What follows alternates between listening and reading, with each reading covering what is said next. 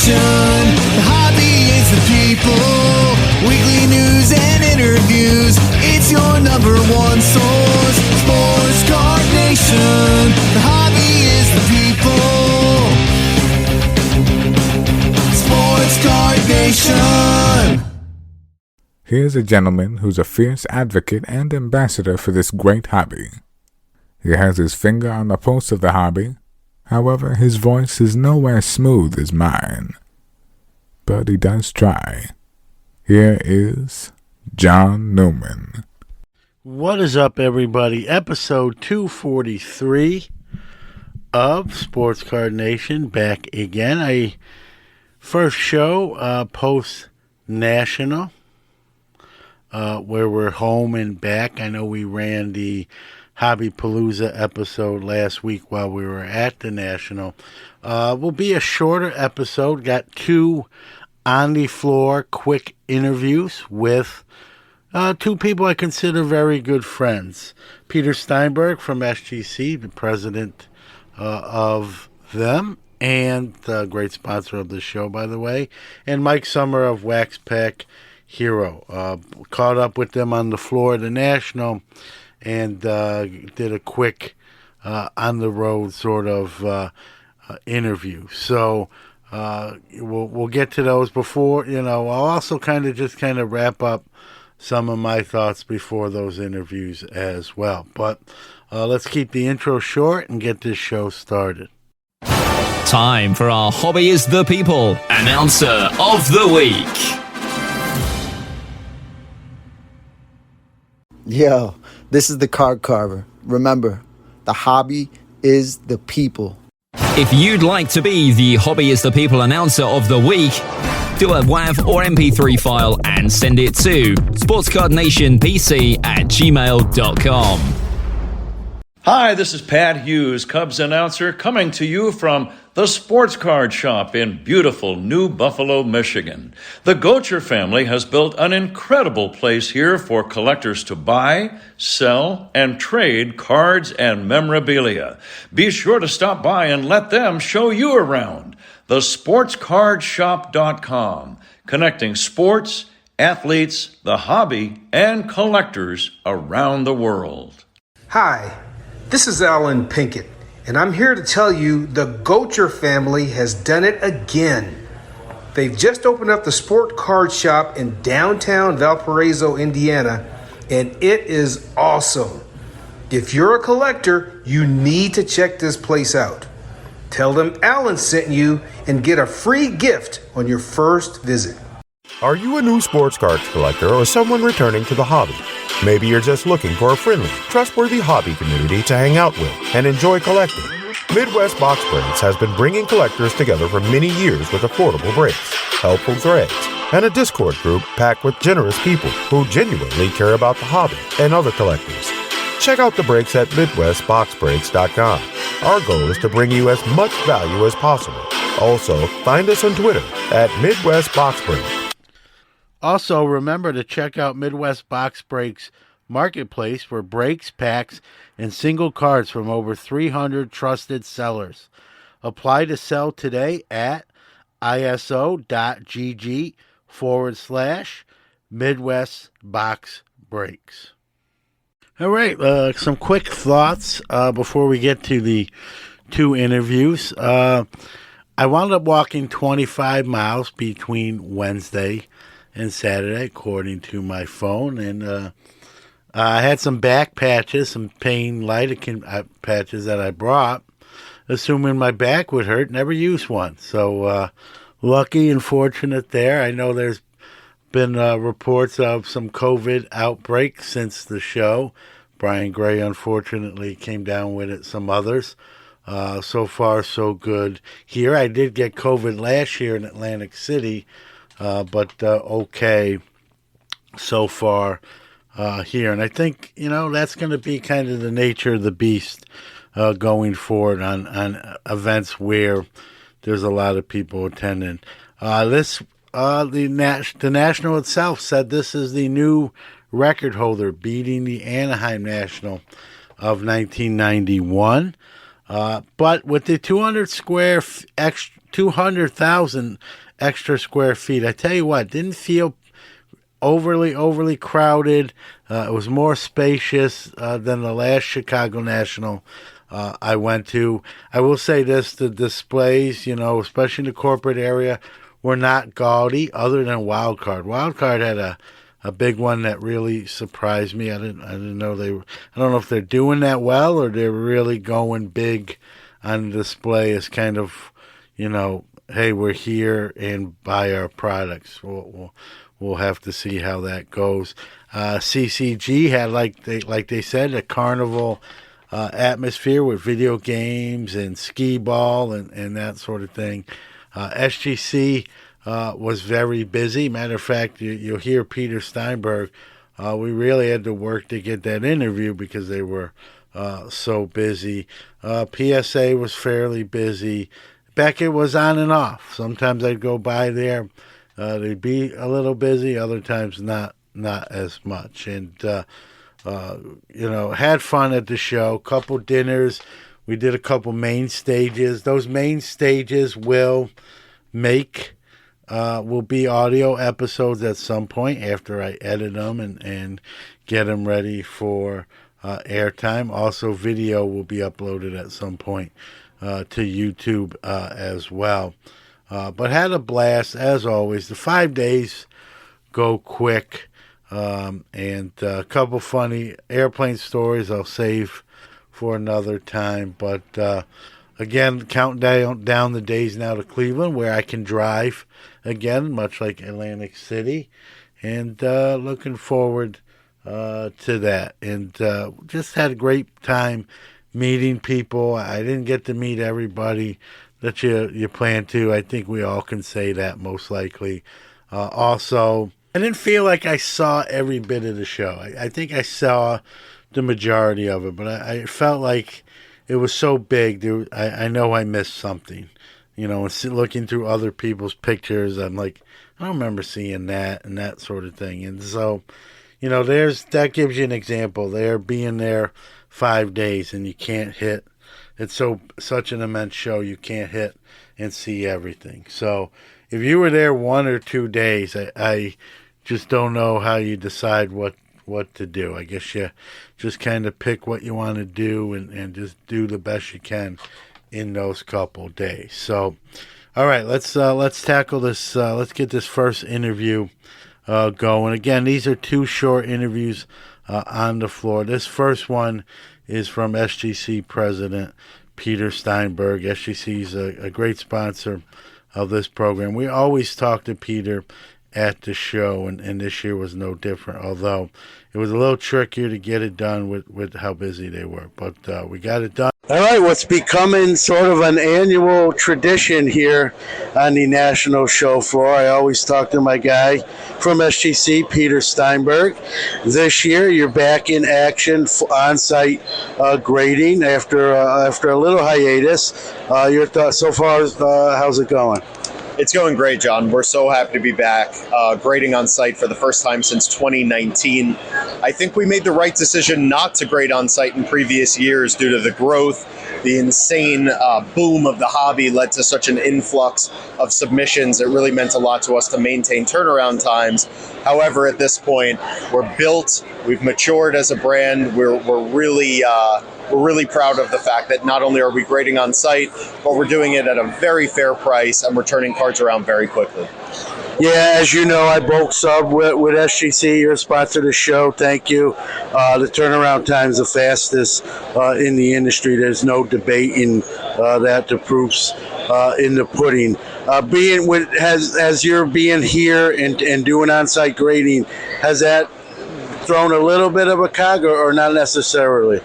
It definitely is a challenge. I mean, we have over 50 team members in Chicago and obviously located in South Florida. It's quite a trip. We need certain employees driving the truck with all of our equipment, for example, and it's really a team effort. I mean, whether it's unloading the truck and setting the booth up, operating, in and of itself, or just kind of packing things up and exiting, it is definitely a pretty big undertaking, but I'm proud to say that with with 50 amazing people that are all kind of working towards the same goal, it leads to good results. So we're having a great show. And I'm also happy to say that although we have 50 or so employees at the booth here, we also have even more than that back at home, doing an excellent job maintaining those turnaround times. I'm in contact with them constantly throughout the day. So I got to ask you don't have to name names. Is it a fight like who gets to go to the show? Or do you have some people who are like, hey, I rather stay local, and how does that all work out? It's funny, I've actually never been asked that question. And you know what? It's actually a really challenging thing for me because there are so many extraordinary people that we choose for that reason to come to the National, but then there are also equally extraordinary team members that we choose to keep home. Because the bottom line is we can't put all our eggs in either of those baskets. We have to really set things kind of proportionally so we have the grading talent we need here, but also the grading talent we need at home. And vice versa for really all departments of SGC. So the thing that we try to make clear is that whether you're chosen to go or whether you're chosen not to go, it by no means represents kind of the body of work you put together. It's really just a really tough decision. But what I feel really good about is I think our entire team, the culture is amazing. And I think the people at home take pride in the fact that they're kind of holding down the fort.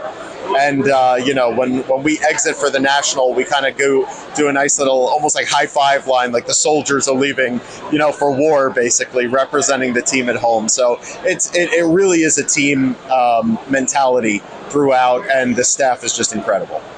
Yeah, what's been the reception with on-site grading back? Have people kind of been waiting for it? Is it we missed you, sort of that sort of feeling? That's exactly how it's been. This National has been my favorite in quite some time for that reason.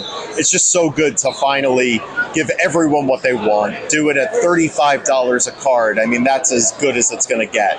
And we're really proud of that fact. We could have come in at the end of the day, price point is our choice. And we had a big meeting on that. And that meeting lasted quite a few hours, actually, where we wanted to be, relative to some of the other grading companies. And we decided, man, we'd rather be working our butts off to keep up than, be trying to justify these sky-high fees and nickel and dime and things like that. So I think we made the right choice. And based on what you said with reception, it appears that way as well. For those that don't know, you collect cards as well. 200,000 more square footage, up to 600K. Have you got much?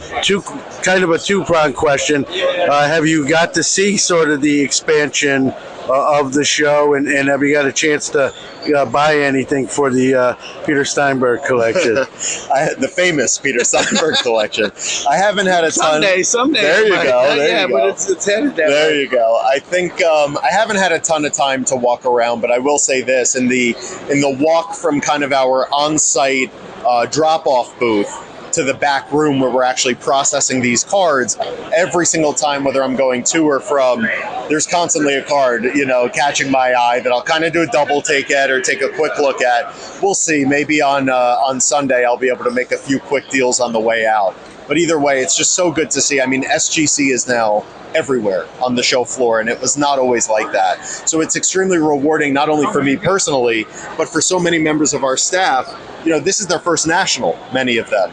And I try to explain to them that it wasn't always like this. SGC wasn't in every display case, even as early as only a few years ago. So we take a lot of pride in it. It's really special to see the faces that we serve on a daily basis really back at home.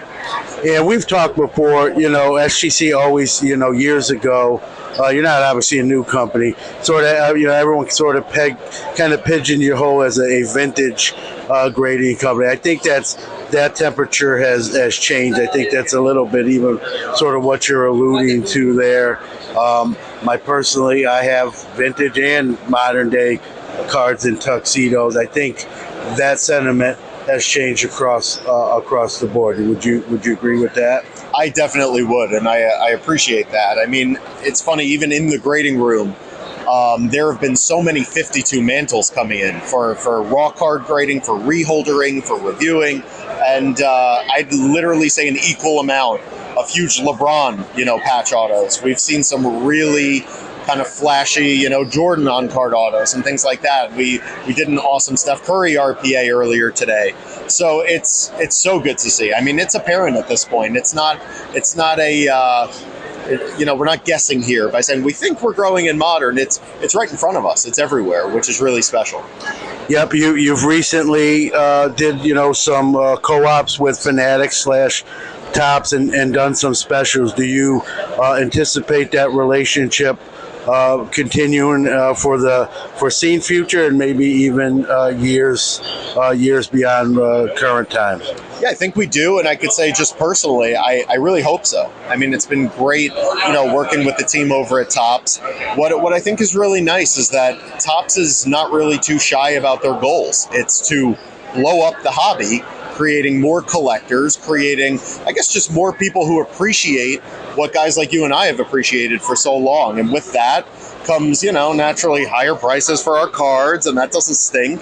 And I just remember growing up as a kid, and I'm a fairly young guy, so it wasn't that long ago. But even back then, there just weren't as many people that really gave a hoot about the cards that I love so much. And today, I mean, between Instagram and, whether it's YouTube, grading reveals, or just, collectors podcasting, obviously, it's just so cool the way the community is being built, and we're touching more and more people and showing them the love of sports cards. So, yeah, I think to circle back around, the team at Tops has been a pleasure to work with. And obviously, I hope they succeed in their goal of really growing the space. Yeah, they got, as Michael Rubin said, big plans.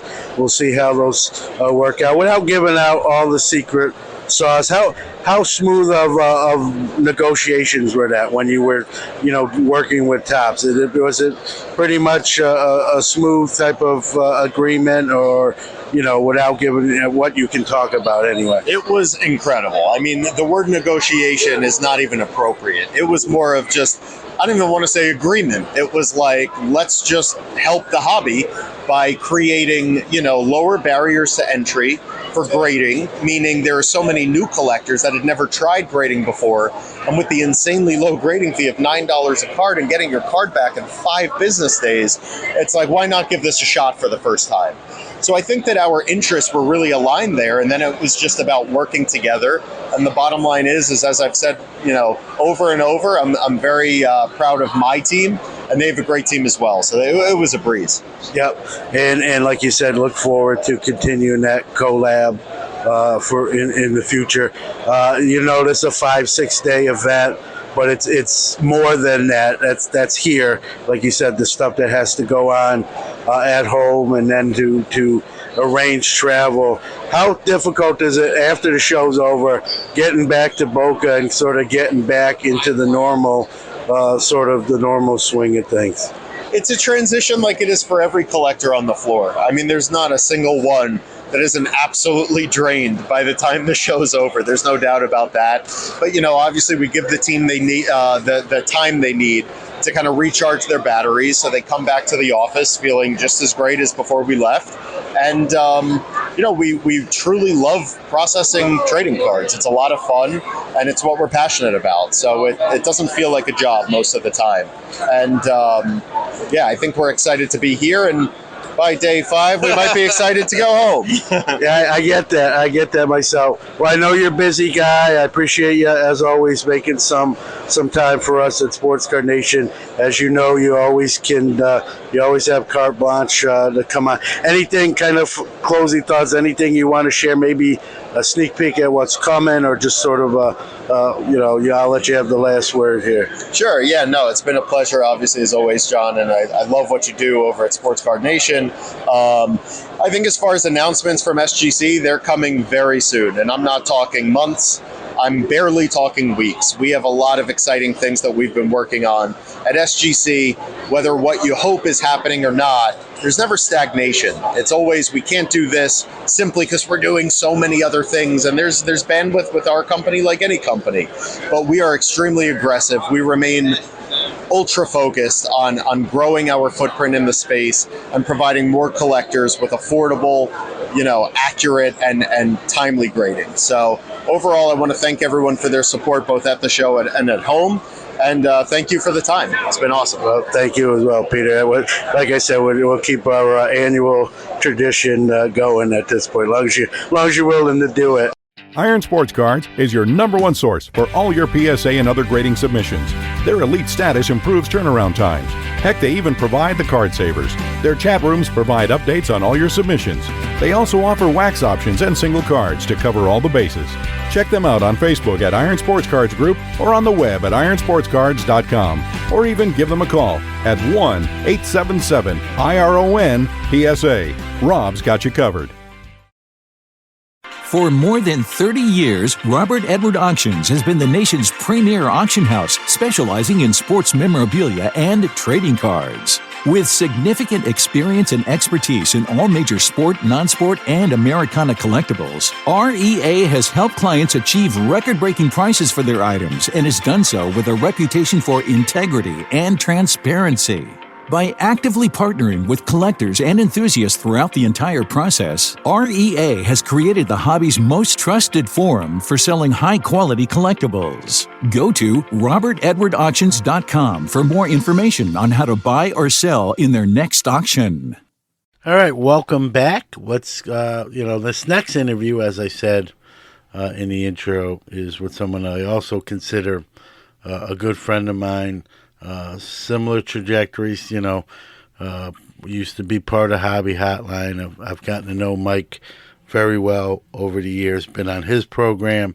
He's been on this program multiple times. And we missed him last year in Atlantic City. But thankfully, Chicago is kind of his backyard national. And got to hang out a little bit and talk with him, and recorded a segment for his show by me, and we did sort of a home and away. So this is me interviewing him at the National, and kind of getting his thoughts on this event and maybe future Nationals as well. It's always great talking with Mike, and as most people know, very intelligent and very thoughtful. So here is that interview. And here we go. All right, we're here at the 43rd National in Chicago, Illinois, in this next gentleman I'm going to speak to's backyard. And as such, he's here this year. Good to see him. We missed him last year in Atlantic City, so it's good to always connect with Mr. Mike Sommer from Waxpack Hero. How are you doing, Mike? I'm doing great, John. It's always good to connect. We've fortunately got a chance to hang out several different times here over the course of the week so far, and so it's always good to get to see everybody here at the National, shop for some cards. But like we were talking the other day, getting a chance to see some people face to face that you really only get to see once a year. You interact online, but it's different. It hits a little bit different when you get a chance to hang out and have a drink and have dinner or whatever it might be. And so, yeah, it's having a great time. It's good to see you as always. Yeah, we're gonna do 2 dinners by the time we wrap this thing up. Oh no, you're not going to the other one, but we've seen plenty of each other. Yep. And hopefully next year in Cleveland as well. Some of your thoughts here, obviously you were at the last Chicago one. They added 200,000 square footage. I mean, some of your thoughts on observations comparing this year's to the last time it was here. I tell you what, if they wouldn't have added this square footage, I don't know where all of these attendees would be. I think it would be even more bumper-to-bumper people or butt-to-butt people. I mean, it seems like attendance has been strong every day that I've been on the floor so far, and that square footage filled up quick with the extra. It seems like there's more dealers, there's more vendors, there's more corporate presence, and from what I can tell, there's more attendees as well. It's been a lot of energy so far on the floor from my perspective anyway. Yeah, no doubt. I know Wednesday was my first day here, and it had a bigger than Wednesday type crowd feel to it. And so we're doing this on Friday, so it's going to be interesting. I know you got things to attend to, but it'll be interesting to see what the Saturday here looks like, which typically is the strongest attended day. So your thoughts there? Yeah, it's something else. I had a couple local friends who drove up for the day today, and this is their first National ever. And the text that I got from them were they both basically felt pretty overwhelmed already just walking in today. And so I can't imagine what things are going to be like on Saturday, because it seems like Saturday's a day where you have some first-time attendees who think they're going to be able to come into the show and see the whole thing in a day. There's a lot of folks who can't take time off work. Saturday's their first day. I think it's going to be even busier. Yeah, it might be scary for those of us that are here. When we obviously it's a card show, and I know mission completed for you. You were 15 cards away from your 61 Topps baseball set coming into the show, as you reported on your social media. I'm not breaking news, but you did complete that set. Yeah, that was my main objective for the show, is I wanted to knock out the final 15 cards I needed for my 61 top set. My approach is usually I start with some of the comments and kind of try to build a pretty big starter set to go with and save some of the bigger hitters for last. I know that's a little bit opposite of what some people do, but that's the way I approached it. So I needed a couple Mantles, a couple Aarons, a Mays, and several high numbers were some of the ones that I still needed to get. And I came in with a mission. Done my research prior to the show, get a feel for what comps should be, what kind of prices I should be looking for, and was able to get that knocked out between 3 or 4 different dealers on that first day. People always wonder what the pricing is going to be like. At least for those 61s that I was looking for, I thought things were priced very competitively. There were some of those cards that I paid under what I was seeing on eBay prior to coming to the show, and there were a handful that I paid over, but probably not by more than maybe 10%. There were a couple of those cards that were $40, $50 cards, and I might have paid $45 to $55 or something in that range. And so I was very pleased with how competitive pricing was, at least for those 61s that I was looking for. Yeah, you have your weekend store. I do my shows, and if you're selling cards, right, you want to be competitively priced. I mean, otherwise you're standing there and doing nothing. So I think we've had that settling down now for a little longer extended time. I think dealers are realizing that if you're here to move cards and provide cards for collectors. So I think that's the reality sort of setting in on where the market is. I know there are deals out there, as you know, Mike. You might have to look around a little bit, and that's typically my strategy. I usually don't come in buying right away. Last year, I waited till the last day. I almost was nervous I was going to leave without really buying anything of significance. This year, I bought something this morning, so I'm off the schneid. I'm compared to last year. So, what's the next? I guess what's the next set project for you? I haven't decided yet. As part of that collection that I had purchased, where I got the starter set for the 1960 and the 1961, there was also a bunch of 1959s that were in there. And so I've got a pretty good starter set on that one that is in flight. And the next one in my normal progression would have been 66 as I was working my way back. So it's either going to be 59 or 66. I still need to figure out which of those it's going to be. I'll probably give it a few weeks, maybe a month, before I really start to come up with a plan for putting that one together. Knocking out 2 of these vintage sets in 1 year that was an aggressive goal for me going into start the year. And so I don't necessarily feel pressure to step right in and really hit one of these hard. I may take a step back. A Gretzky rookie is another one that had been on my want list. And so I may put the set building goal on pause and maybe focus in a little bit about finding one of these Gretzkys. That might be the next goal that I shoot for by the end of the year. Yeah, and I've seen plenty of them here. I know you're not thinking necessarily this show, but they're usually they're not short printed necessarily, but I think you'll be able to pull that one off as well. We got the National taking place. The next one after this one will be in Cleveland. 2-pronged question. Were you like Cleveland? Is that doable from where you are? And they have yet to announce the vote decision between between Atlantic City, Atlanta, and coming back here. I know where your vote, if you had one, would lie, but will we see in Cleveland? And other than, I know you'd want it in Chicago. Your thoughts on that sort of vote? And now there's a rumor Atlantic City has offered each dealer $1,000 each to vote in their way, which is almost like real politics. But your thoughts there? Yeah, I think tentatively I would say yes for Cleveland. That is definitely doable from being able to get there, being able to get there reasonably. It's going to come down to family first type of situation. And so one of the things that we typically do is our family vacation in the summer, and depending on what those plans are for next year will depend on whether or not I'm able to make it to Cleveland. As far as Atlantic City, I admit I have not been to one of the Atlantic City shows. I don't really have a desire to make it all the way out to Atlantic City from here in the Midwest. It's a challenge to get there, and requires some even additional days off work and things like that to be able to get there and make it a go.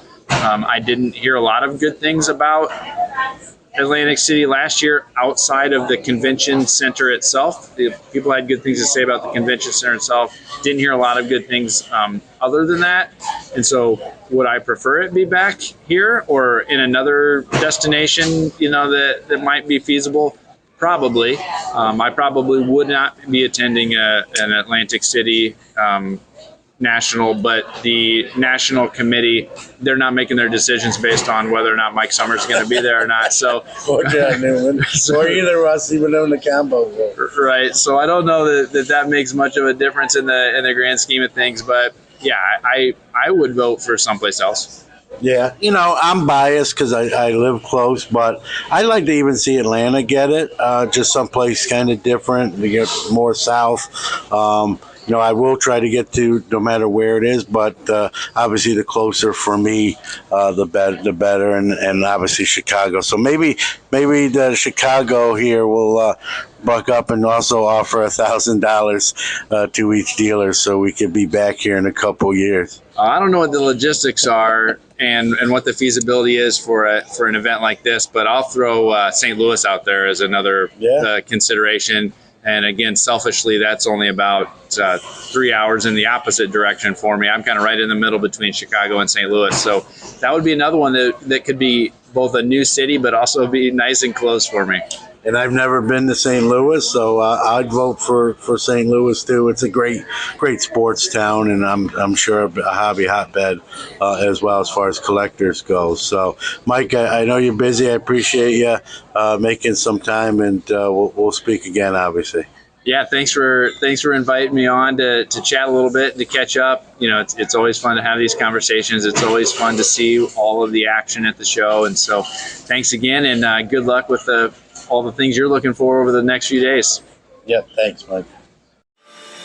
For nearly 50 years, Sports Collectors Digest has been the voice of the hobby, bringing you comprehensive coverage of the sports collectible industry. From industry news, auction results, market analysis, and in-depth stories about collectors and their collections, Sports Collectors Digest has everything you need to know about the hobby.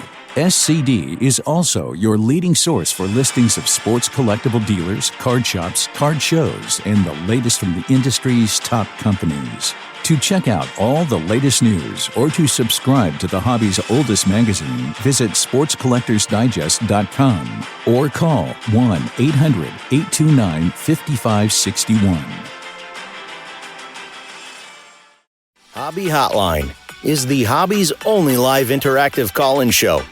Join some of your favorite hobby personalities every Saturday, 11 a.m. Eastern, 8 a.m. Pacific, and the first Tuesday of each month at 9 p.m. Eastern to discuss the hottest hobby topics. If you miss us live, catch us after the fact on all major podcast platforms. Follow us on socials at Hobby Hotline. That's a wrap for this week. Huge thanks to you, the listeners out there. Because without you, there is no us. If you like the show, we truly appreciate positive reviews.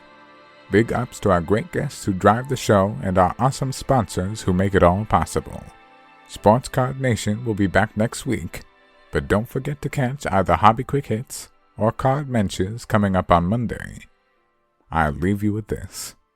How do we change the world? One random act of kindness at a time. Remember, the hobby is the people.